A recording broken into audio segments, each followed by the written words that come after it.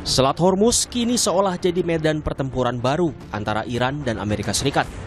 Donald Trump memerintahkan marinir AS memblokade kapal dari dan menuju pelabuhan Iran. Sementara Iran menutup perairan Hormuz. Bahkan, Iran untuk pertama kalinya dilaporkan menerima pemasukan dari tarif kapal yang melintasi Selat Hormuz. Seperti kami kutip dari media Iran, Press TV, pengumuman ini muncul bersamaan dengan pernyataan Wakil Ketua Parlemen Iran, Hamid Reza Hajibabai, yang bilang pendapatan pertama dari biaya tol Selat Hormuz telah disetorkan ke rekening Bank Sentral. Dalam sebuah pertemuan publik di Iran, Hamid Reza bilang, semua kapal yang melintasi rute ini harus membayar tol dalam bentuk rial Iran kepada bangsa Iran sebagai biaya yang sah atas penggunaan perairan teritorial Iran. Iran sepertinya tidak main-main soal klaim pengelolaan Selat Hormuz. Angkatan laut mereka menembaki dan menyita kapal-kapal di Selat Hormuz. Dalam keterangan yang dibacakan penyiar televisi pemerintah Iran, penangkapan kapal merupakan respons setelah Amerika Serikat sebelumnya menyita 2 kapal Iran saat pembicaraan gencatan senjata akan berlangsung di Islamabad. Sebelumnya, militer Amerika Serikat menahan kapal tanker MT Tiffany di perairan Samudra Hindia. Pentagon atau Departemen Perang Amerika menyatakan intervensi ke kapal MT Tiffany didasarkan dugaan kapal tersebut melakukan aktivitas ilegal terkait Iran. Militer Amerika juga menyita kapal kargo Iran MV Tosca. Amerika mengklaim kapal MV Tosca telah mengabaikan peringatan saat mencoba menerobos blokade laut yang diberlakukan Amerika di Selat Hormuz. Kapal perusak Amerika dilaporkan sempat mengeluarkan beberapa tembakan yang mengakibatkan kerusakan mesin kapal Tosca. Presiden Amerika Serikat Donald Trump mengklaim Hormuz di bawah kendali penuh Amerika dan blokade laut berhasil menghentikan Iran meraup $500 juta per hari. We'll have the strait opened up. Right now we have it closed. We have total control of the strait. And the fact that it's closed, they would have opened it up 3 days ago. They came to us and they said, we will agree to open the strait. And all my people were happy. Everybody was happy except me. I said, wait a minute, if we open the strait, that means they're going to make $500 million a day. I don't want them to make $500 million a day until they settle this thing. So I'm the one that kept it closed. We have total control of it. And it'll open when they make a deal or something else happens that's very positive. Tanda-tanda perdamaian Amerika Serikat dan Iran belum nampak. Alih-alih duduk di meja perundingan melanjutkan negosiasi yang sempat buntu. Kini kedua negara itu justru saling kunci di Selat Hormuz yang merupakan salah satu urat nadi distribusi minyak dunia.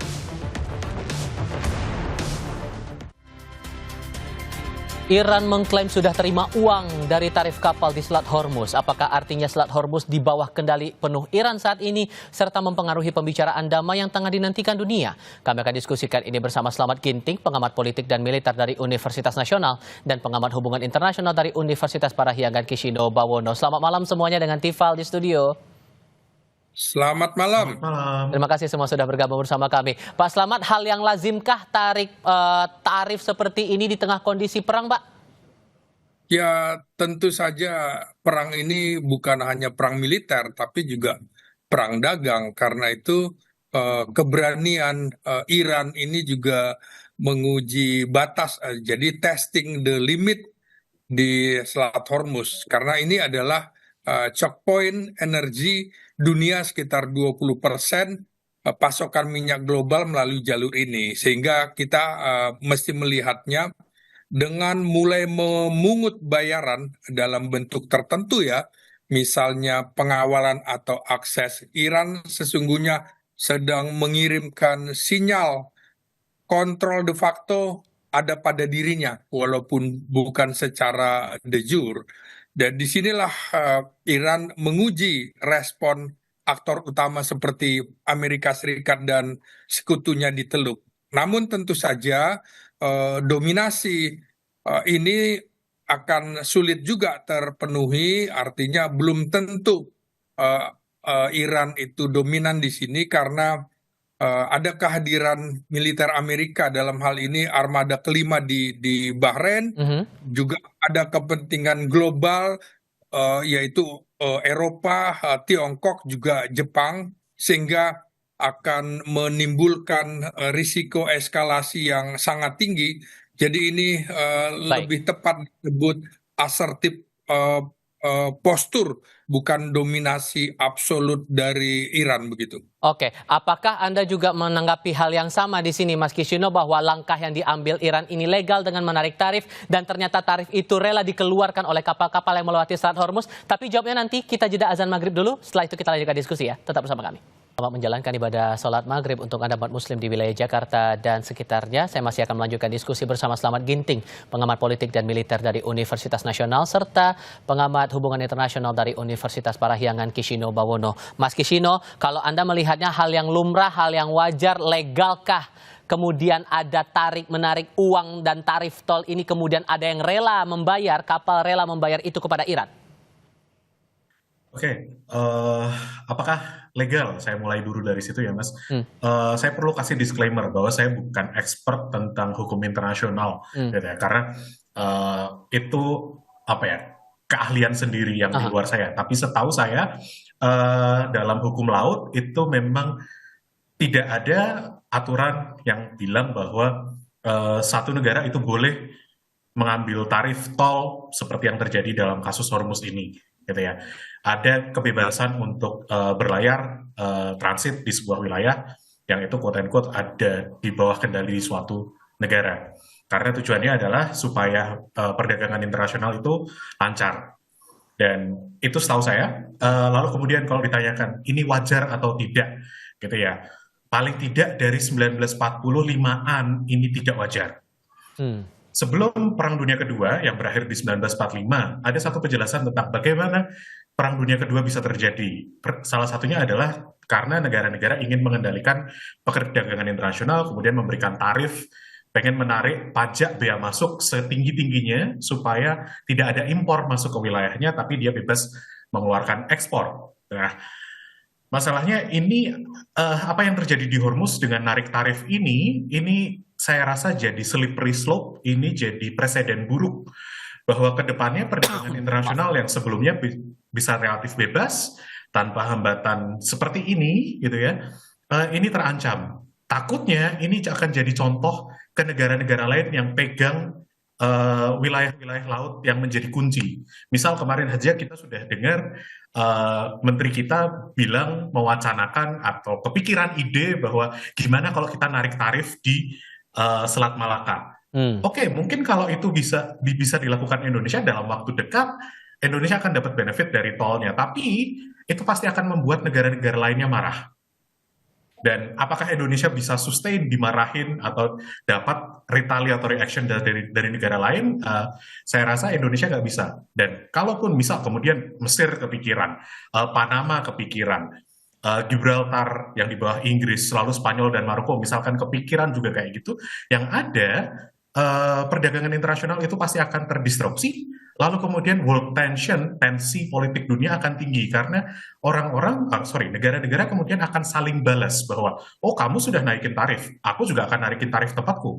Dan ya Perang Dunia Kedua singkatnya penjelasan ekonominya terjadi karena policy beggar thy neighbor policy yang itu ya tidak jauh dari ketakutan saya kalau kemudian banyak negara melakukan penarikan tarif di wilayah-wilayah perairannya seperti Iran di Hormuz. Oke, sehingga Pak Slamet, kalau saya bilang ini upaya Iran yang tampaknya menegaskan posisi mereka sebagai pemegang kendali di tengah perang ini, makanya kemudian mematok tarif dan ternyata ada yang mau membayar tarif itu kepada Iran, tepat nggak pandangan itu, Pak Slamet? Ya, pertama tentu saja perusahaan pelayaran akan menghindari risiko hukum dan keamanan.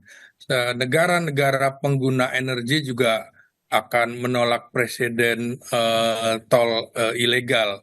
Ya, tentu beda dengan asuransi maritim, sehingga akan ada penolakan juga dari beberapa negara, sehingga ini membuat biaya tidak rasional.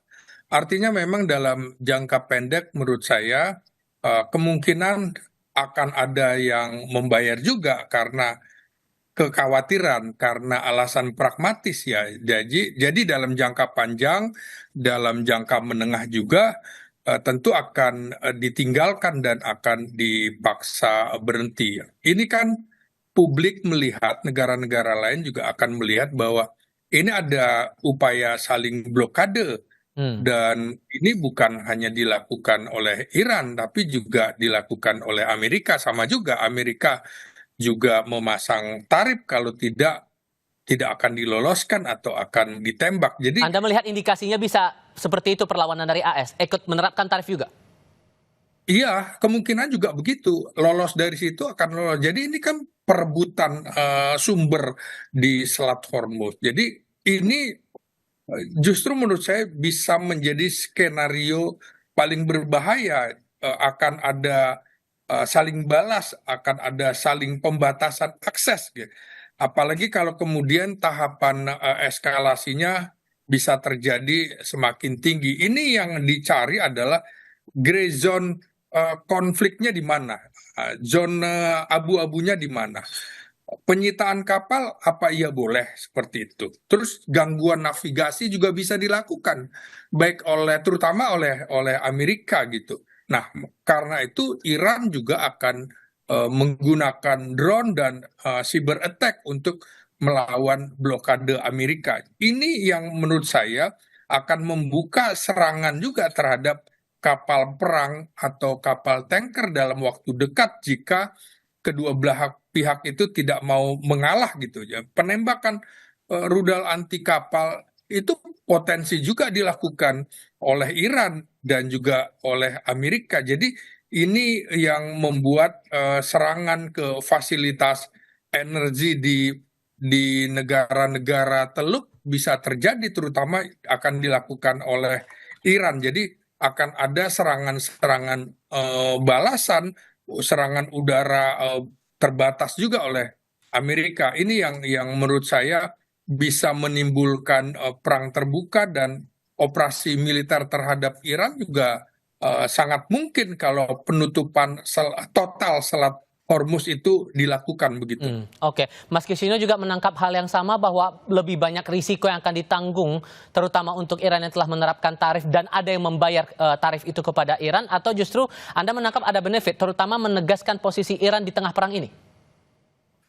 Oke, benefit short termnya jelas ada, yaitu duit. Itu harus diakui. Kalau memang benar klaim itu sudah terjadi ya, bahwa sudah ada pembayaran, sudah quote unquote bisa terverifikasi, oke, itu benefit ke mereka on the short term. Tapi on the long term, on the mid term juga, saya rasa ini agak tricky.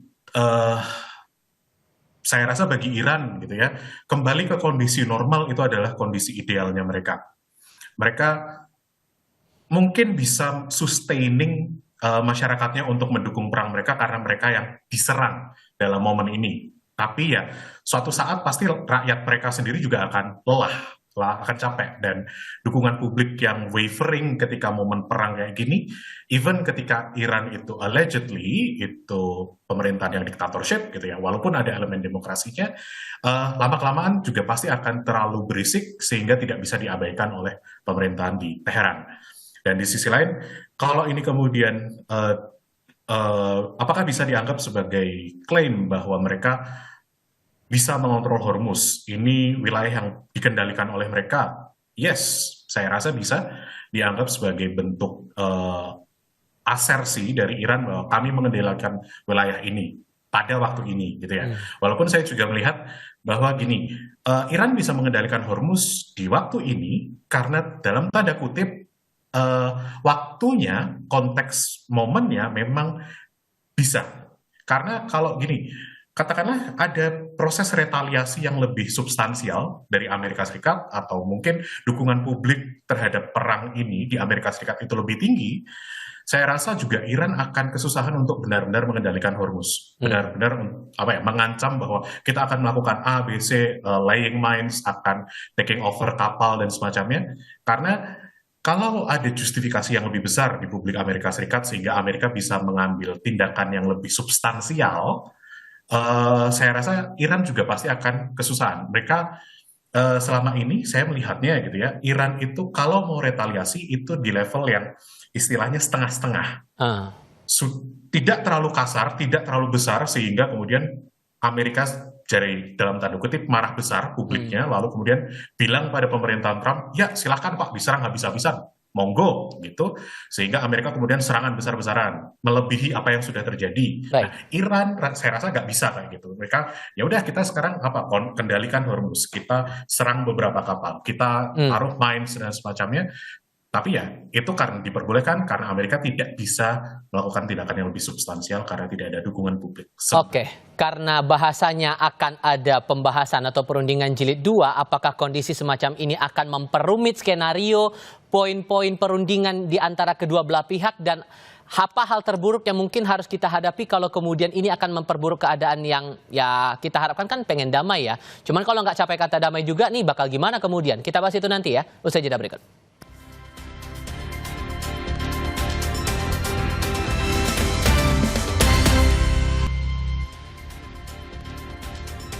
Melanjutkan diskusi, Pak Slamet, Anda di paruh sebelumnya sempat bilang ada peluang buat Amerika membalas dengan tarif. Begitu juga di kawasan Selat Hormuz saat Iran terbukti menerima bayaran dari kapal-kapal yang lewat ke sana.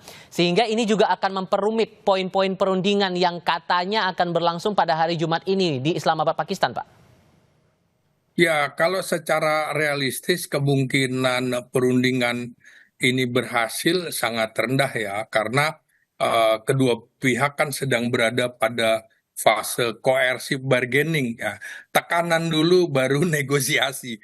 Jadi saling menekan. Amerika ingin jaminan kebebasan navigasi dan juga pembatasan militer Iran.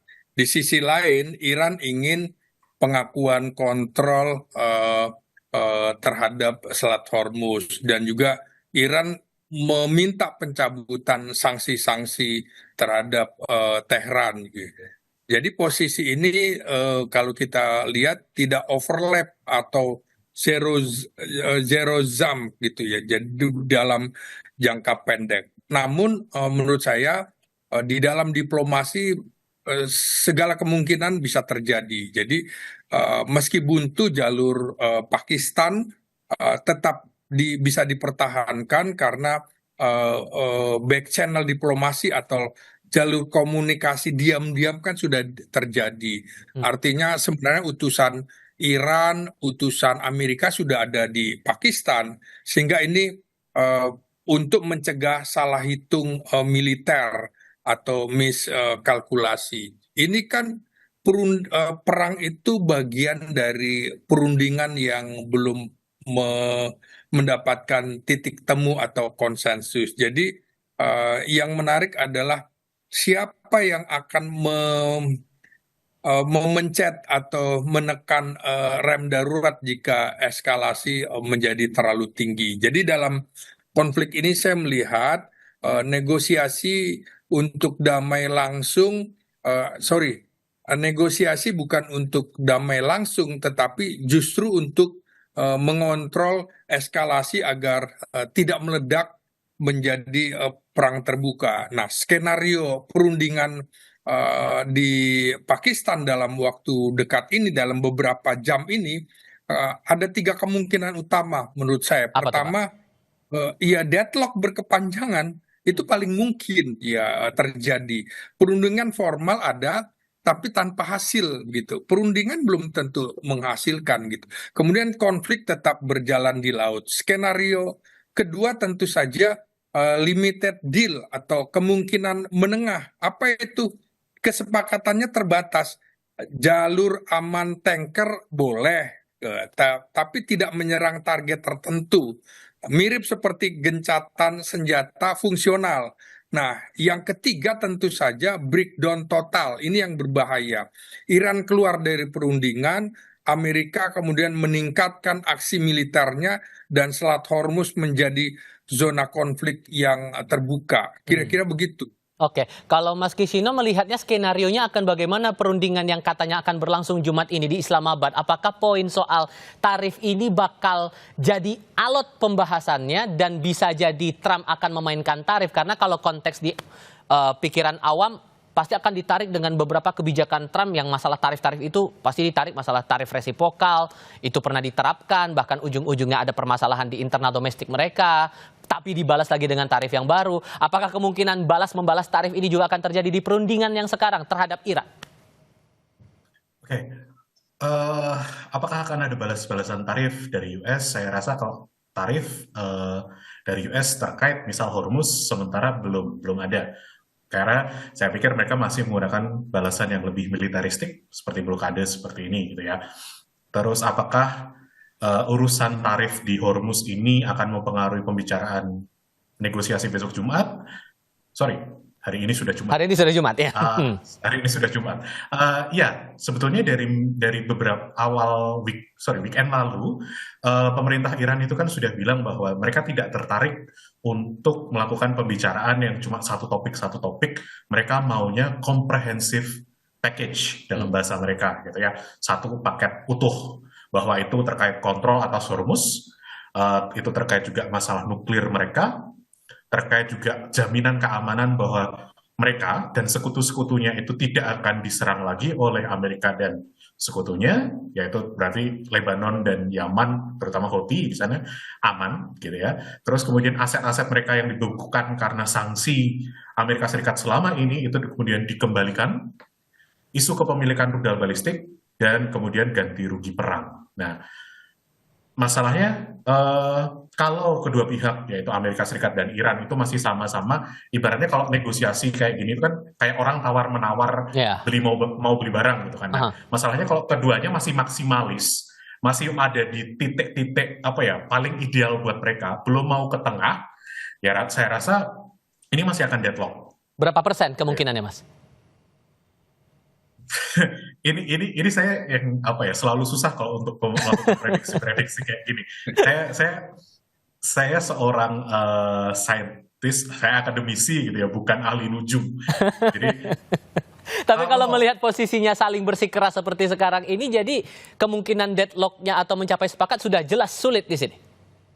Masih sulit, sementara masih sulit. Paling tidak di depan publik, mereka masih bilang bahwa kita akan mengejar quote-unquote kondisi idealnya, maksimalnya. Entah nanti ketika di meja perundingan atau bahkan di back channel-nya berhasil, we shall see. Karena kalau kita lihat perundingan-perundingan lainnya, misalnya kasus Israel-Palestina, itu kan perundingannya nggak satu waktu selesai gitu ya. Tapi karena, ada Madrid, lalu kemudian Oslo, lalu itu beda sekian tahun dan beda sekian waktu untuk membicarakan hal yang berbeda juga. Jadi who knows kalau ini nggak deadlock, tapi mungkin beberapa waktu ke depan akan ada terobosan ketika orang-orang dengan di rezimnya berubah, konteks waktunya berubah dan semacamnya. Tapi dalam waktu dekat rasanya masih susah. Oke, maka kalau kondisinya begitu, Pak Slamet, hal ideal apa atau opsi ideal apa yang rasanya paling mungkin untuk membaca keadaan sekarang? Ya, pertama saya membaca diplomasi ini seperti diplomasi dalam bayang-bayang senjata, dalam bayang-bayang meriam dan rudal. Dua-duanya megang itu gitu. Diplomasi tapi saling ancam. Iran menggunakan kontrol maritim sebagai manfaat yang bisa diterima atau leverage. Amerika juga menggunakan kekuatan militer sebagai tekanan, sehingga di sini Pakistan yang menyiapkan panggung gitu ya, tetap melihat bahwa aktor utamanya ada pada Washington dan Tehran. Nah, perundingan ini menurut saya kemungkinan perundingan masih mungkin terjadi lagi.